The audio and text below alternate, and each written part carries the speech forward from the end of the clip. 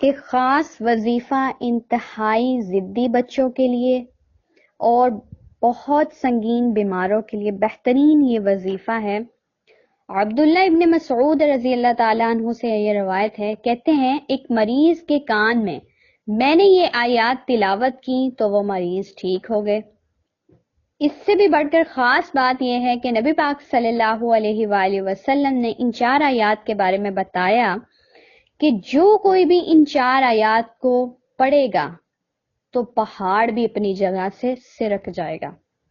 اب وہ بچے جو بہت زیادہ تنگ کرتے ہیں، ان والدین کو چاہیے کرنا کیا ہے، سورہ مومنون کی آخری 4 آیات وہ بھی آپ کو پڑھ کر سنائی جائیں گی۔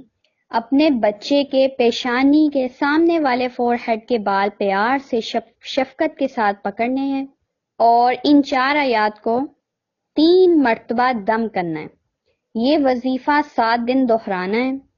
7 دن سے پہلے ہی آپ کو اثر نظر آنا شروع ہو جائے گا، حدیث کے مطابق کہ پہاڑ بھی اپنی جگہ سے سرک جائے گا۔ آیات کیا ہیں؟